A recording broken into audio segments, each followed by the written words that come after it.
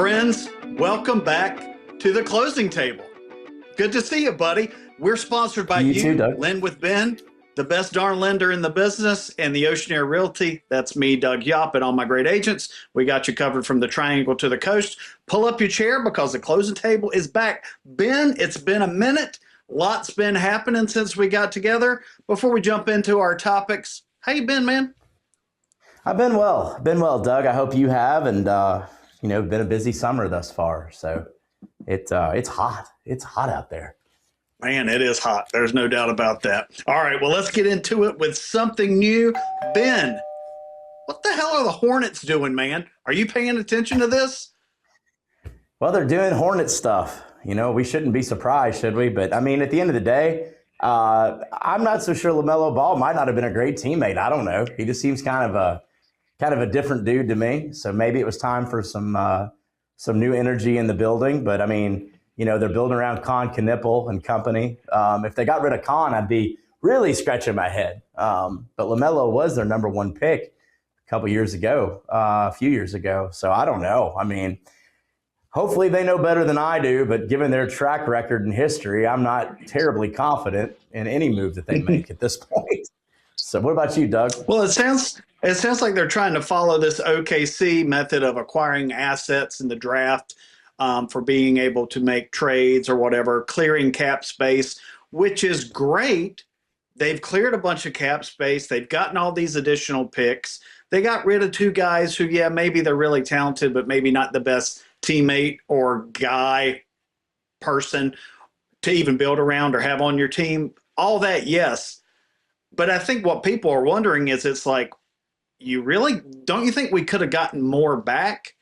The LaMelo deal, we did get one first round pick, but then we got 3 first round swaps, which basically, you know, the way it's looking, Minnesota's going to be better than us. So, you know, I'm not sure that was a great move. I think most fans are just like, what's next? You did all this. Okay, we're okay with the guys you got rid of. Maybe we're not so happy with what you got back, but now we've got all this money. Who are we going to pick up? What's the plan? You got to go get a name. Brandon Miller, great.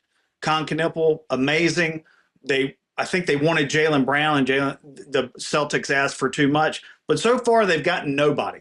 I mean, a bunch of guys that you really don't know. So I think people are just like, what's actually happening now?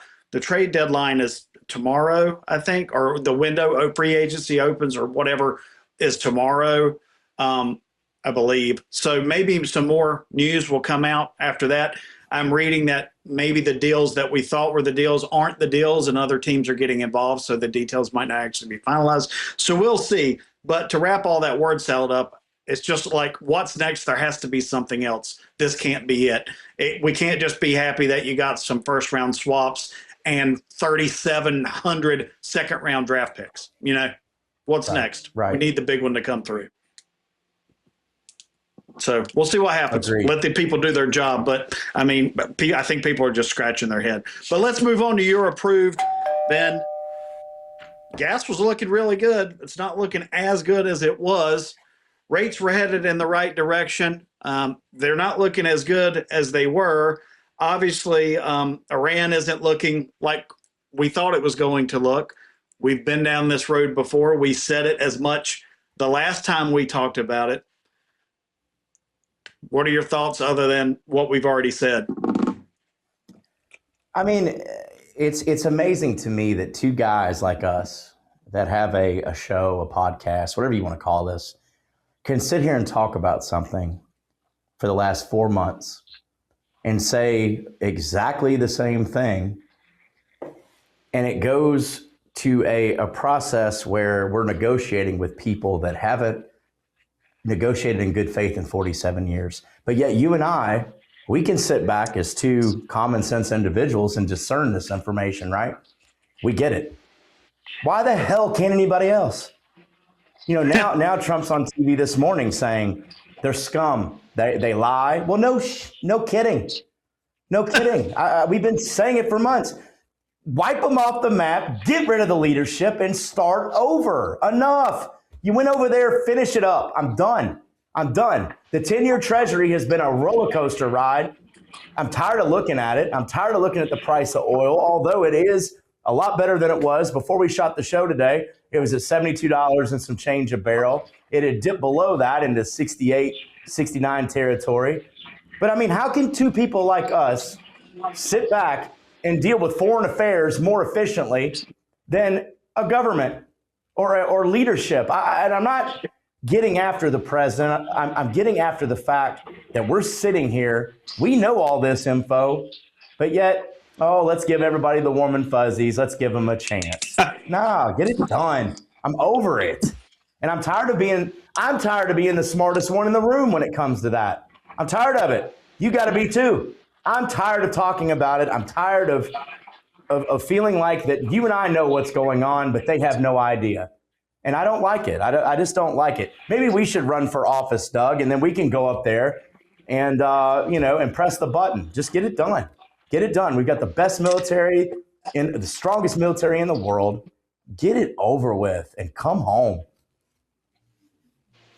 I sense your frustration. I agree with you, man. What's the definition of insanity? Doing the same thing over and over. And that's all they're doing. It's the same shit they say every week or two, and then we rebound right back to it. So here's the thing. Don't start something you're not willing to finish. So that's my take. Let's keep it moving. Hang on. And actually finish it. Actually execute and finish it. We could have been out of there 3 months ago. So we wouldn't even be talking about this. We'd be talking about how great rates are getting, how low gas is, all this stuff. And instead we're over here, we're doing their job for them. Maybe they should tune into the Closing Table podcast and they learn something. How about that? That's a good point. More people should watch the podcast. We're espousing a lot of language here, or a lot of knowledge here, folks. Let's keep it moving to On the Hunt. It's been a while since we were together. The World Cup had just really gotten kicked off. Last time we did the show, had a little bit of a break. We were both out of town, both doing family stuff, which was amazing. We're back. Unfortunately, the U.S. got bounced by Belgium the other night. It's been such a great World Cup, I tell you. I mean, just the matches are fantastic. And we'll talk a little bit more about the World Cup later, but about America specifically, I think that maybe we're not who people thought we were, and it's for two reasons. First, Belgium just absolutely boat raced them. It was an ass whipping beginning to end. They looked outclassed. They didn't look like they belonged on the same field. The mental mistakes were just, you shouldn't see that with people who do this for a living. I get it's high pressure. Certainly, I'm not out there doing it where they're not selling real estate either, but everybody loves to talk about what real estate agents do. So here's a little bit about professional footballers. The other thing is this whole expanded World Cup has thrown a different spin on it. And so, like, America had never won 3 games in one World Cup before. They've never won consecutive games in a World Cup before. They did that this time, but the talent was diluted. It was like expanding the NCAA tournament. Now, I'm glad they did it because there have been some great stories like Copa Verde, who, went down to the wire with freaking Argentina. Just amazing, amazing games. And it's been so much fun to watch. And I'm glad those smaller countries that might not be able to participate before are now. Because also, like we talked about last episode, I think it's not like expanding the NCAA tournament you do every year. This is once every 4 years. So for that, I'm grateful. But what I think it did was it made people think America had that group stage success. And they looked like they knew what they were doing. And especially with that first game over Paraguay, who just came out unprepared. And really, we didn't. And I think that until we're able to commit more to it as, a country, making soccer a priority, and we have better athletes who maybe are playing other sports, want to play soccer, I think we're just going to be in the same situation. Still fun to watch, though. Yeah, the World Cup's been amazing. I have thoroughly enjoyed it, and the United States came out as flat as you can be. They were awful. It was embarrassing. Yeah, it was they bad. got embarrassed. It was to the place where it's like, why are we even watching this? It was just amateur night. from start to finish. So I agree with you. But the World Cup's been amazing as a whole. Congrats to USA for getting to the round of 16. And I hope the trend continues upward for soccer in America. At the end of the day, I'm not a soccer guy, but it's hard not to appreciate the game and the athletes that are participating in it when you watch the best athletes in the world run around that field for as long as they have to. So, kudos to the World Cup. I've enjoyed every minute of it, and certainly wish the remaining contenders all the best. There you go. All right, let's keep it moving. Lock it in. We need a prediction. The Braves are also in the middle of completely crapping the bed. What was a double-digit standings lead is now down to 2 games over Philadelphia, who's been all-stars since Don Mattingly took over after their manager was fired. Do you think the Braves can hold on, or have all the injuries and everything that's caught up with them that got them to this point? Is it just going to make the rest of the season worse? I watched them get shellacked by the Pittsburgh Pirates last night. I mean, it was awful. It was Dude awful. had 3 homers and 10 RBI. 10 RBI set the Pirates single game record for RBIs. I mean, it's in a game. I mean, it's unreal. I personally don't believe in the Braves. I know they're your team, Doug, and I'm not throwing a shot at you or them.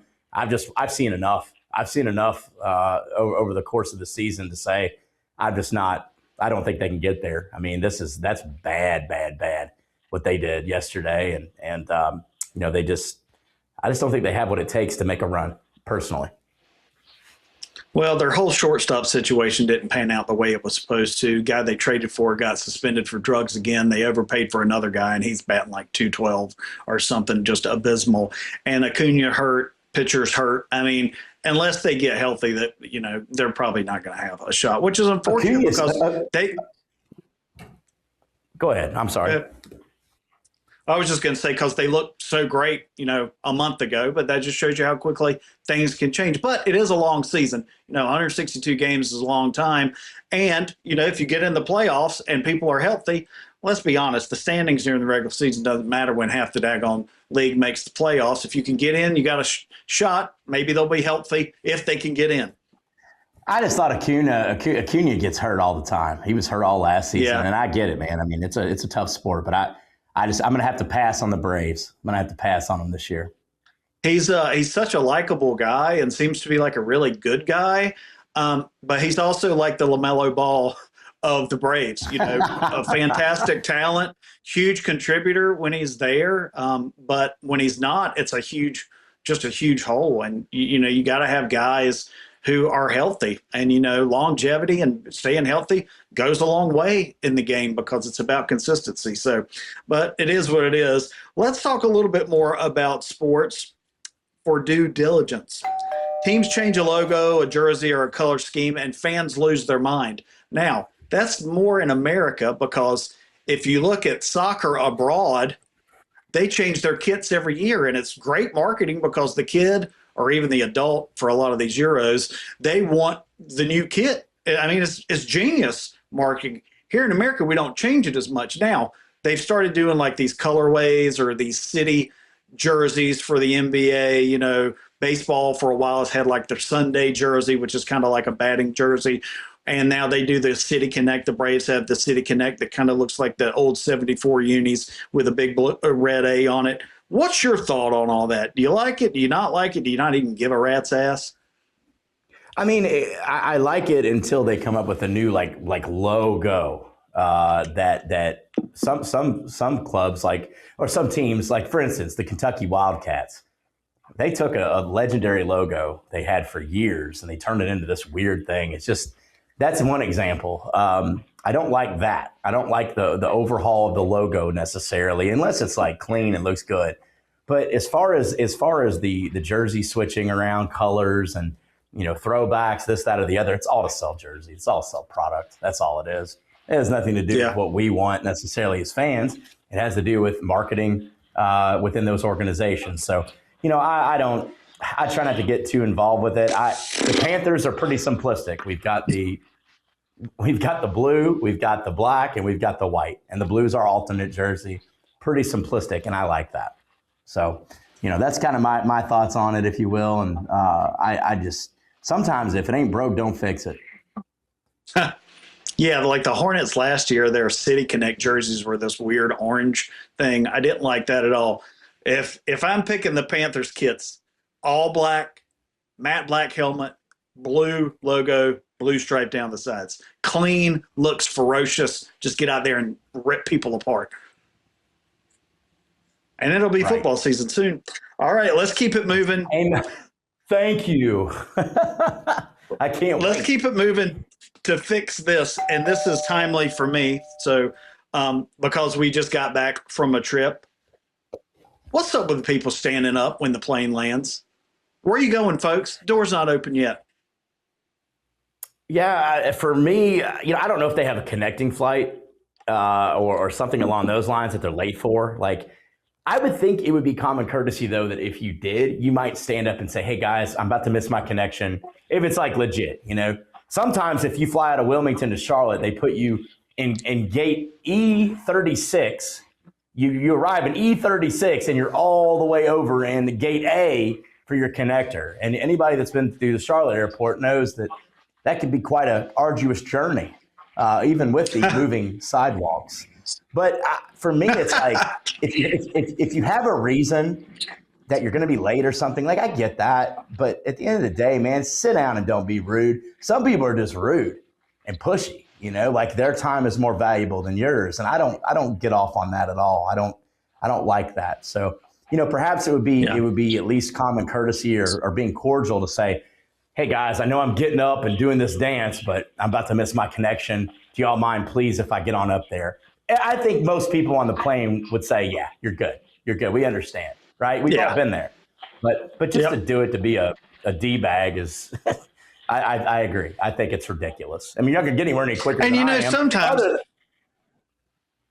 Sometimes like when you have a delay taking off, the flight attendants will say, hey, we've got a couple of people who might miss their connecting flight. Can you just let them off the plane first? Which, of course, I have no issue with that. My issues are with, do you people understand how a line works? These are the same people that don't know how to merge in traffic. It's like you're sitting in row X, I'm sitting in row T. Row T leaves before row X leaves. It's not that hard. And this last trip, it happened going and coming. Take your carry-on to your seat. If you're in row 20, don't put your carry-on above row 15. Take it to the back of the plane with your ass. Because now I got to pass you to put my bag back there, and then you screw up the line for everybody getting off. It's just common sense is completely out the window. I feel like I'm in a Curb Your Enthusiasm episode. I don't think they've ever made one about planes before. I think they probably should. That would be a great idea. See, we're full of great ideas on this show. Great idea. What are we doing wasting our time in real estate, huh? I know. We should get into government, and I know. I don't know. Anything would be better than what we got going on, though. I say government. Well, I don't know. I'm not even going to go down that road, Doug. I agree with you. Let's put it that way. People that stand up. I know for certain we could both be better than one sitting, and probably not sitting, but laying senator right now from your home state, by the way. Good Lord, we could do a whole episode about what a shit show that is. All right, let's move on. I thought he was dead 3 days ago, and now they say he's not. Right. They're on the phone with him. I'm like, okay, all right, put him on the phone then. Let's talk to him. All right, let's go. Mitch, call the show. We need proof of life. Right. Call the show. Yep, 919-608-2760. We'll put you on live. All right, let's keep it moving. Counter offer. This isn't really a versus situation like we've done here recently.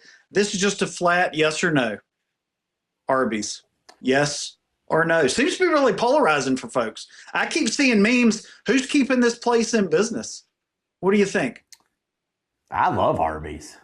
I do. You can get a good roast beef sandwich. I'm traditional. I like the roast beef sandwich. Now, I'm not going to tell you what size. Actually, I will. I don't care. It used to be called the Big Montana. Now it's the half pounder. Sandwich is fire. Oh wow! You open the box, and on the lid side, because it folds, you put a big thing of ketchup, put some salt and pepper, and dip your sandwich in there. It's great eating. Plus, You don't have to get crinkle or curly fries as they offer. You can get potato cakes like they used to serve at breakfast.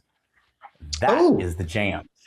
So I'm all for Arby's. Is it always really good? No, don't get the cheesesteak sandwich. You might as well just not eat anything if you're going to eat that. It's terrible. But that roast beef is still fire. It's always been fire. So I give a thumbs up to Arby's. Well, I'm going to give a thumbs up to Arby's too, but for a different reason. They do have the meats. That's for sure. That's why we know it's Steve's favorite fast food place. But I really like their deli sandwiches. The turkey ranch with like bacon and Swiss is fantastic. And a lot of times Amanda and I will split it because it's so much food if we get the curly fries. I like the honey mustard for the curly fries.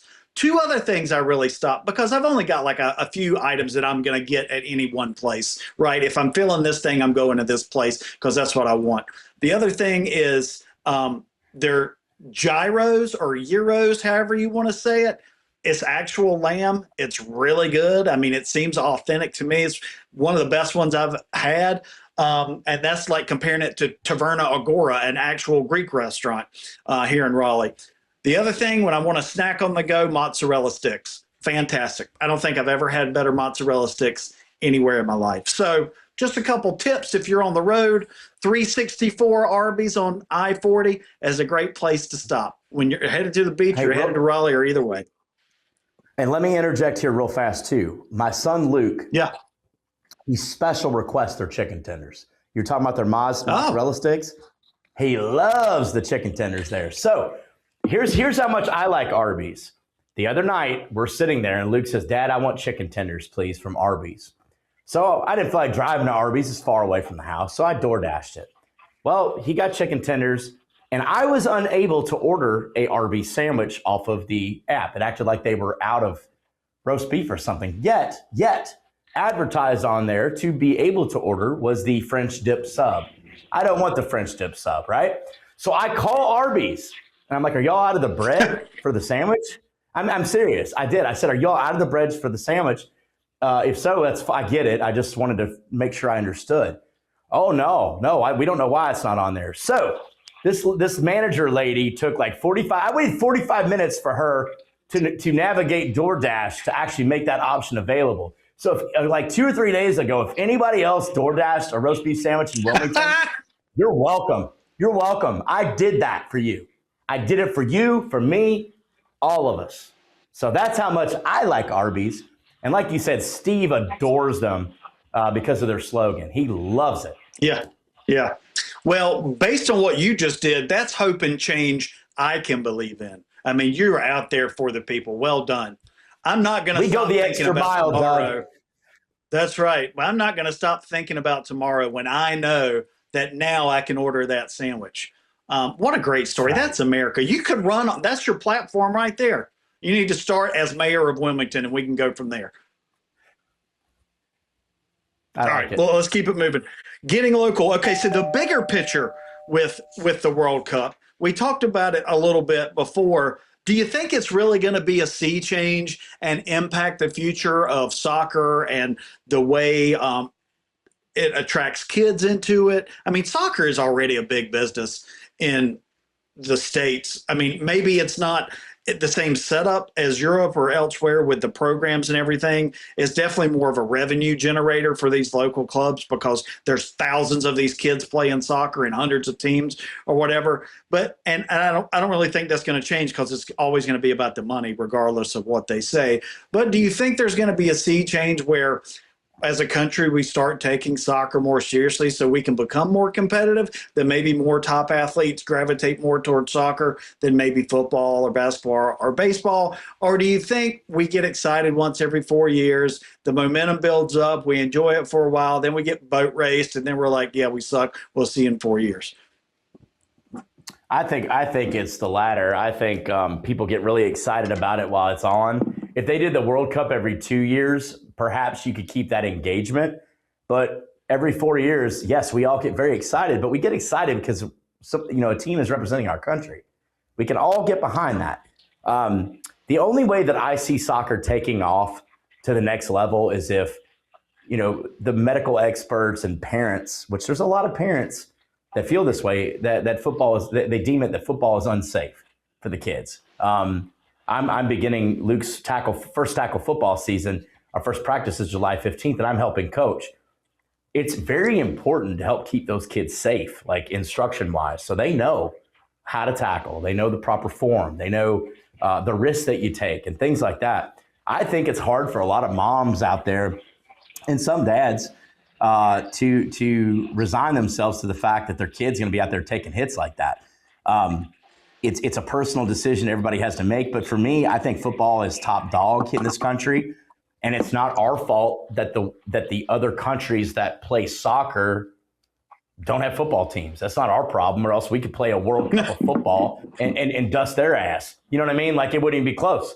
It wouldn't even be close. We'll just we could smack them anytime we wanted to. Same way we do in basketball. Sorry. Yes, two of the best players in the world are European, and I'm okay with that. However, like Team USA, given the assemblage of NBA players, they can't mess with us. That's why we win by 30 or 40, 50 points a game. It's not even close. So, for me, soccer, first of all, in America, it should be called football. It's called football everywhere else. Why couldn't they have named football something else? I don't know. I'm talking about our brand of football. Why couldn't it have been named something else? It is what it is, but I just don't see, I don't know. Once the World Cup's over, I won't watch a soccer match until the next World Cup. That's just me. Unless there's like a big time game on that you can't miss. I don't know, but I can't engage. I don't know. I just can't stay engaged with it that long, but I don't know. I mean, it just depends the landscape of sports from a youth level. I think as far as health matters are concerned and brain injury risks, CTE, stuff like that, perhaps that'll pull some people more towards the football as it's known everywhere else, but here in America. But I can't get terribly excited about it, except for World Cup. I think it's epic. I mean, the athletes on that field are absolutely first class, and the quality is first class. So, except for what USA did the other day, that was absolutely an embarrassment. I saw no heart. I saw no guts. I saw no toughness. I saw people that didn't know what they were supposed to be doing. It was awful. We looked like we didn't belong. So therefore, if we don't belong, maybe we just stay where we're at and be reasonable, be reasonably decent, and that's it. I'm fine with that too. Yeah. Yeah, I mean, I think you probably hit the nail on the head, and most people will forget. There's always the soccer fans and soccer families like us. We're watching soccer all year long because of, my kids follow the Premier League and La Liga and all that stuff, and we go to games, and so we're always going to be watching it. I'm excited about Norway because Erling Haaland, first he plays for Man City, which is my team. But man, he's just a beast. And then Messi yesterday, Argentina with the comeback. Egypt had them dead in the water. Just an amazing comeback. So hopefully we get some more great games like that. The England-Mexico game, for England to go in to Mexico City and win that game, the Azteca, in front of all of those Mexican fans, the way they did, just incredible. So much drama, so much fun, so much good about it. Hopefully, our collective conscious will remember that and stay more in tune with it. I'm wearing my AC Raleigh football shirt that Everett is a member of. Anyways, let's keep moving. Final walkthrough. Ben, I have a feeling I know what you're going to say, but let's just get it out there. Why? 4th of July, this was a big one. 250 years of being the best country in the world, like it or not. Like Ric Flair said, you might not like it, baby, but it's the best thing going today. So you can either get with it or get out. But 4th of July, overrated, underrated, or just flat out elite? It's elite. It's elite. 250 years. I mean, what a time to be alive, right? Like I doubt that I'm going to make it to year 300, and I pray that 50 years from now that we have a country that's strong, does the right things for the right reasons, and really overhauls our leadership from top to bottom. And I'm not getting into its current administration, that kind of, I'm talking about the stealing, the lying, the cheating, the fraud, all that stuff. I hope that we get to a place where a lot of that's eliminated. But if you don't celebrate 4th of July and you're an American citizen, if you think that this country is beneath you and it's beneath the world, you need to go live somewhere else. And I'd invite anybody to do that. I've seen far too many people through social media, of course, that have acted like complete embarrassments to this country. But I will tell you this, it was an epic 4th of July celebration for me and Luke and our family. It couldn't have been a more perfect day for year 250. I cannot remember through my entire life a day that just went as smoothly, as wonderfully, and the weather was absolutely gorgeous. I can't remember a day that just came together like that. And what a profound statement it is to have all of that come together for America's 250th birthday. So, I'm eternally grateful to be born here. Can you imagine, first of all, the odds of you or I being born, Doug, are, one in how many ever million or billion, right? And then we get dropped off here at this country. Our parents have. I think it's like 3 to 4%. Yeah, I mean, we hit the jackpot. We hit the lottery already, right? And I'm just very grateful. And again, it was a perfect 4th of July. I could not have asked for anything better than what we got. And I just love our country. And I love our country so much that it gets me fired up. When we talk about Iran, we talk about oil prices, we talk about interest rates. These are all things that affect every single American that could be listening or viewing, or even who doesn't, right? It impacts everybody. And I think you and I both share a strong passion for wanting to see this country be as great as it absolutely can be, because it can and it will, given the right direction and right leadership. So happy belated 4th of July to everybody, and America. Gentlemen, start your engines. And we need an eagle screech. Maybe right here, Steve can put in an eagle screech. Man, that was epic. I'm pretending he did it. Maybe we'll see in post-production. Anyways, let's keep it moving. I agree with you. God bless America. If your love for the country depends on who's in a particular office, you should look in the mirror and really think about what your priorities really are. That's my thought. I love America regardless of who is where. Because America isn't a political party or an office. It's the people. It's the land. But okay, we'll move on. Closing time. Ben, we've been a little wordy today, but we hadn't talked in a while, so we need to get it out. What you looking at this week? I know what you're probably watching, but tell us what you think about it.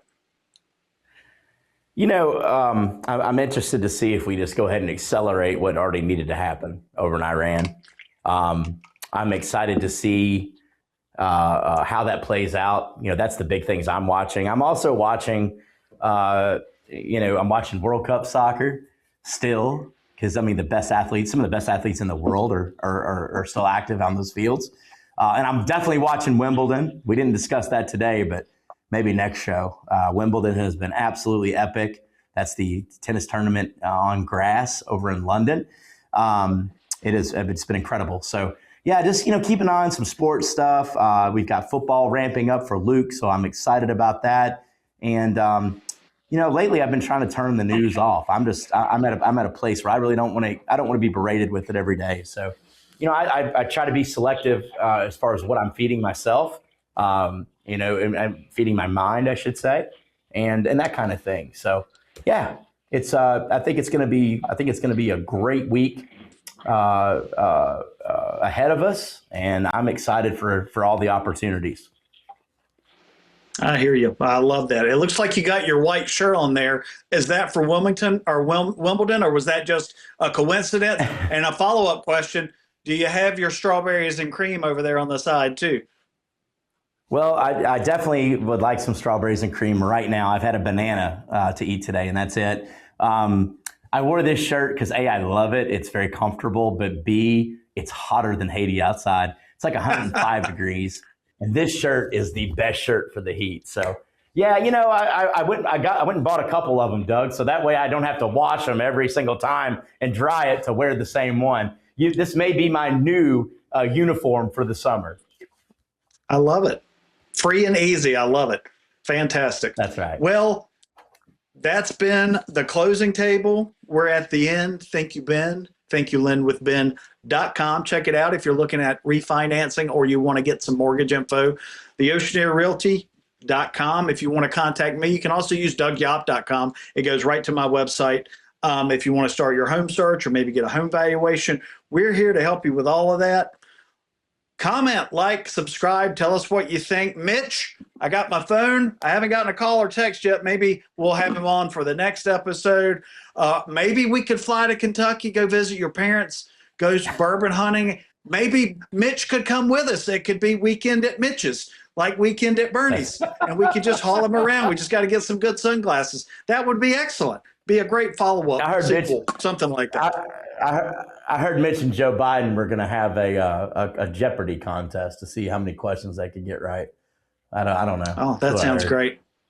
They need Norm Macdonald as Burt Reynolds on there with Will Ferrell hosting like the old Saturday Night Live days. That would be perfect. All right. I think that's enough silliness. If you hadn't tuned out yet, thanks for making it all the way with us. Do like, do subscribe. Also, one other plug I want to put in there. Myself and the Oceanair Realty were nominated for Raleigh's Best, me for the best real estate broker, the Oceanair Realty for best real estate company. Please go vote online. Check out my social media. It's voteraleightsbest.com, I believe. You can vote every day between now and like the end of July. Every vote counts. It takes 5 seconds. If you do that, I'd really appreciate it. Thanks, everybody. Ben, until next time, God bless America. Amen. America, baby.